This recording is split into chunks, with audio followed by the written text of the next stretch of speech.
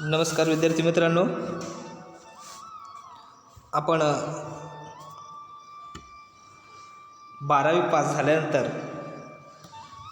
प्रथम वर्षात ॲडमिशन घेतलात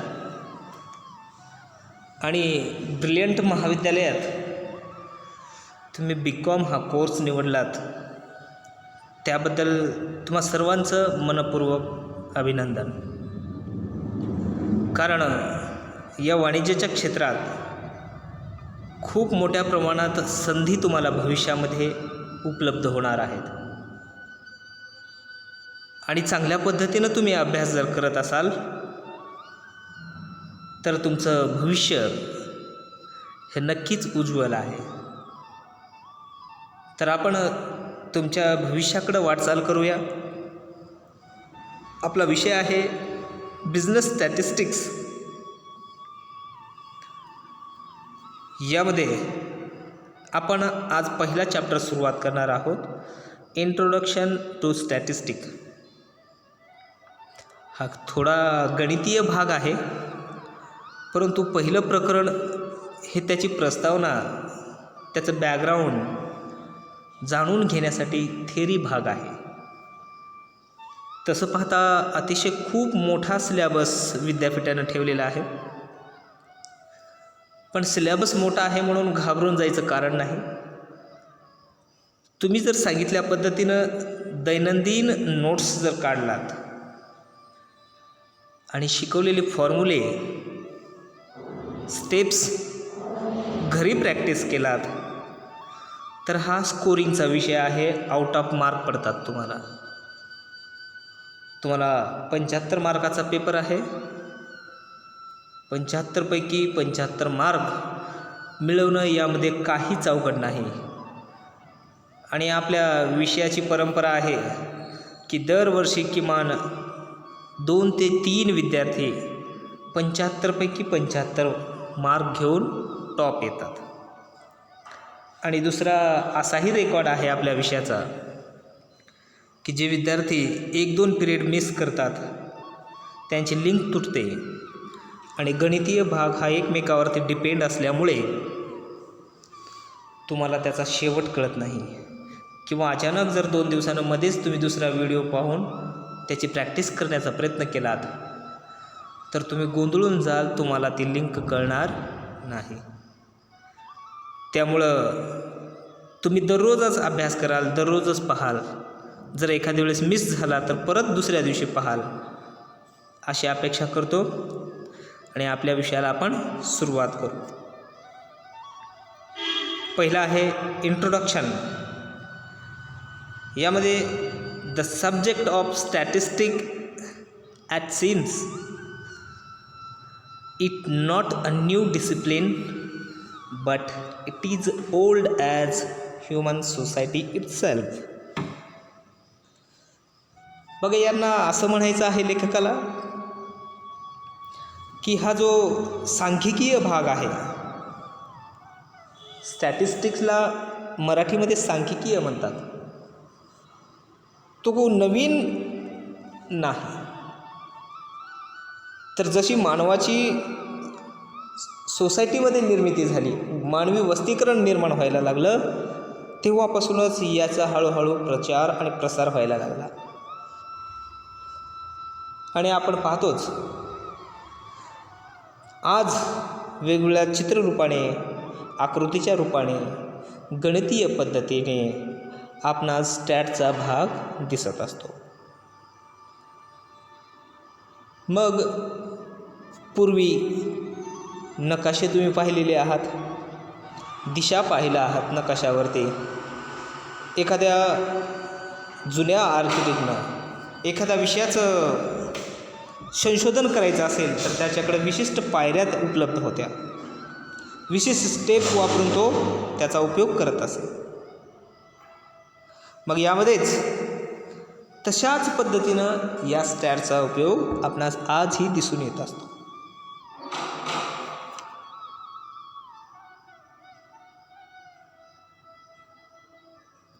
मग आपण यानंतर मीनिंग. तर याचा मीनिंग तुम्हाला यामध्ये लक्षात ठेवण्यासारख्या दोनच गोष्टी आहेत.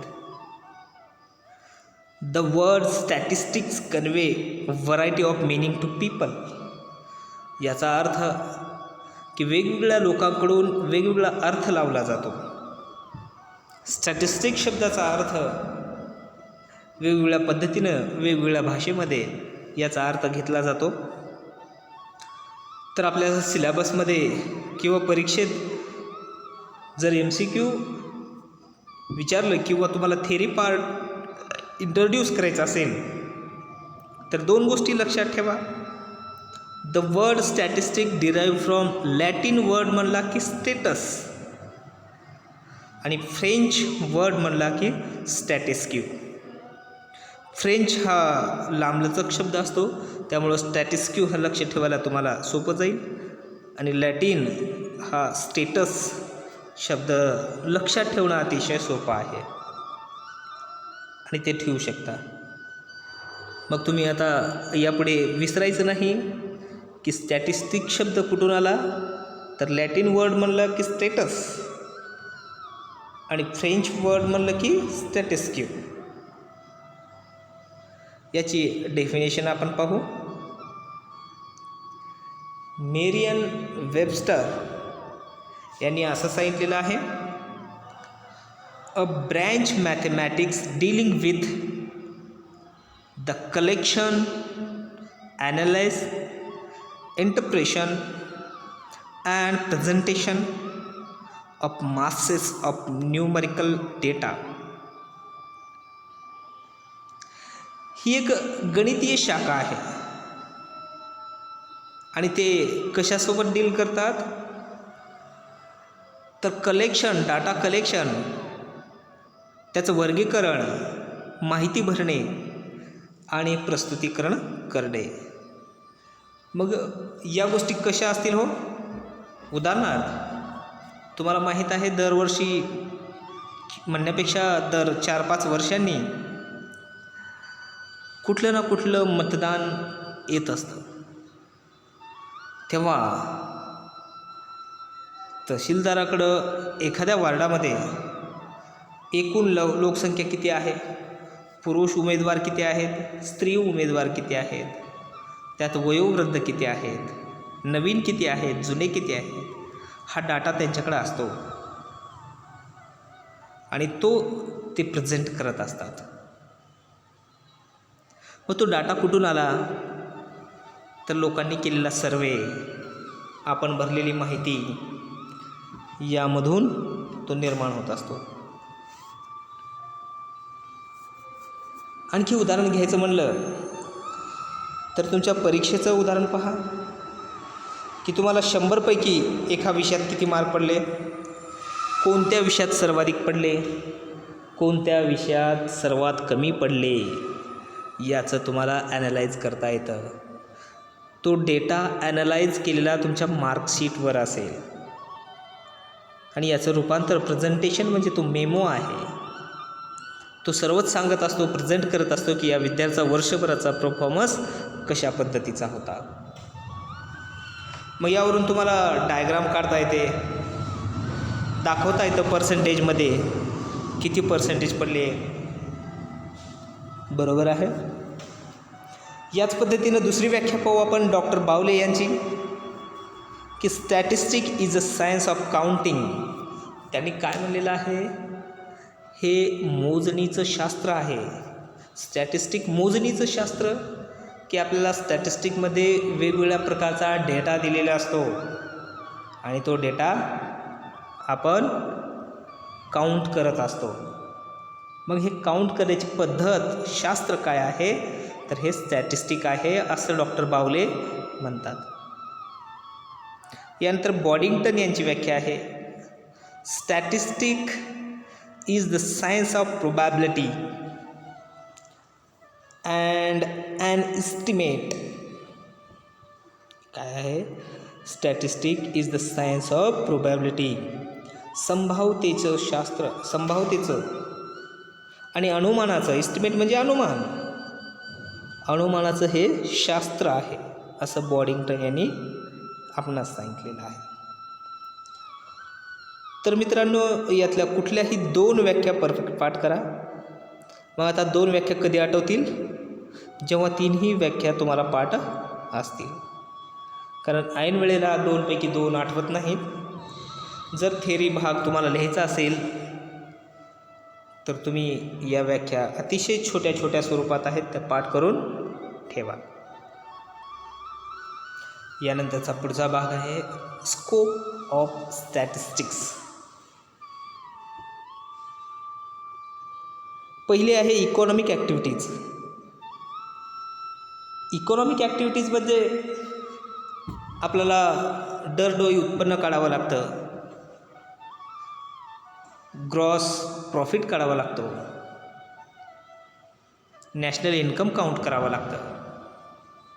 यामध्ये या स्टॅटिस्टिकचा उपयोग होत असतो. तुम्ही मागच्या वर्षी शिकलेला आहात की एखाद्या वस्तूपासून किती उपभोग घेण्याची क्षमता किंवा उपयोगिता त्यामध्ये आहे हे तुम्हाला काउंट करता येतं. आणि अर्थशास्त्रामध्ये तुम्ही ती कोष्टक, ते टेबल तयार केला होतात की पहिल्या आंब्यापासून 100 एवढी उपयोगिता, दुसऱ्या आंब्यापासून 80 एवढी उपयोगिता, तिसऱ्या आंब्यापासून 60 एवढी उपयोगिता. अशा प्रकारे तुम्ही जे कोष्टक तयार केलेलं आहे, जे टेबल तयार केलेलं आहे, तेच आपल्याला इथं इकॉनॉमिक ॲक्टिव्हिटीजमध्ये तशाच प्रकारे वेगळ्या फॉर्मॅटमध्ये पाहायला मिळतात. दुसरं आहे measure of gross national product and income.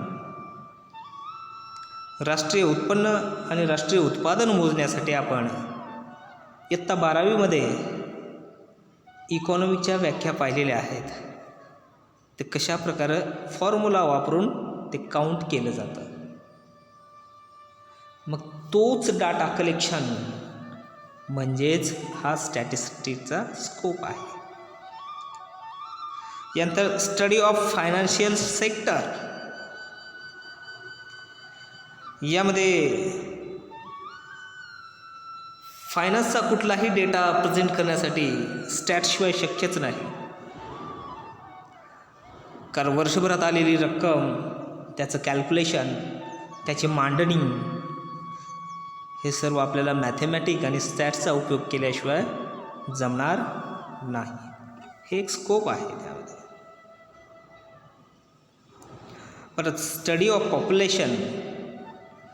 दर 10 वर्षांनी जनगणना होत असते भारतामध्ये. आणि तुम्ही इकॉनॉमिकमध्ये अभ्यासला आहात की 2011ला लास्ट जनगणना झालेली आहे. मग या जनगणनेचा डाटा आपणास असं सांगतो की भारतात एकूण पुरुष संख्या किती आहे, स्त्री किती आहे, बालक वर्ग किती आहे, वृद्ध किती आहे, साक्षर किती आहेत, निरक्षर किती आहेत, XYZ कॅटेगरी कास्टमध्ये किती आहेत, हे सर्व आपल्याला त्या पॉप्युलेशनवरून लक्षात येत असतं. परत इंडस्ट्रीयल प्रोडक्शन. इंडस्ट्रीयल प्रोडक्शन यामध्ये एका वर्षामध्ये उत्पादकाला किती माल उत्पादित करावा लागेल, किती साठा शिल्लक असला पाहिजे, त्याचा स्टॉक करण्याचा लेवल कुठला असला पाहिजे, हे सर्व आपल्याला त्या स्टॅटिस्टिक मांडणीवरून, त्या मॅथमॅटिकच्या कॅल्क्युलेशनवरून लक्षात येत असतं. तर शेवटी मॅथमॅटिक्स प्रेझेंटेशन. मी आत्ताच उदाहरण दिल्याप्रमाणे तुमच्या वर्षभराचा कार्यलेखाजोखा हे तुमचा मार्क मेमो दाखवत असतं. त्याच पद्धतीनं आपण गणितीय शास्त्राचा उपयोग करून कुठलाही डेटा प्रेझेंट करू शकतो. उदाहरणार्थ स्टॅट या विषयात 100 पैकी 80 मुलं पास झाले तर पास होण्याचा पर्सेंटेज आपल्यास काढता येतं 80%. कशावरून? तर हा मॅथमॅटिक्स प्रेझेंटेशनवरून. यानंतर आपण लिमिटेशन्स पाहू. पहिली लिमिटेशन आहे statistics does not deal with individual measurement.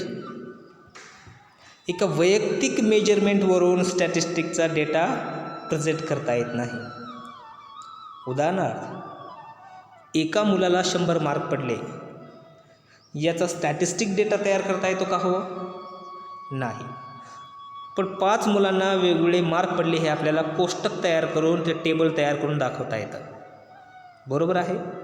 म्हणून लिमिटेशन काय आहे? वैयक्तिक एकाचं मेजरमेंट ते काउंट करत नाही. दुसरं आहे statistic deals only with quantitative data. बघा, डेटा 2 प्रकारचा असतो, क्वांटिटेटिव्ह आणि क्वालिटेटिव्ह. हे आपणास शिकायचं आहे. पण तुमच्या माहितीस्तव आपण सांगत आहोत, केवळ गणितीय आकडे असले तरच आपण कॅल्क्युलेशन करू शकतो. उदाहरणार्थ 4 + 4 + 2 = 10 होतात. हे आपण मॅथमॅटिक्सचा उपयोग करून आणि बेरजेचा उपयोग करून सांगू शकतो. परंतु चांगला मुलगा अधिक चांगला मुलगा अधिक हुशार मुलगा = आपल्याला सांगता येतं का? नाही येत. कारण तो किती क्वालिटी आहे, क्वांटिटी नाही.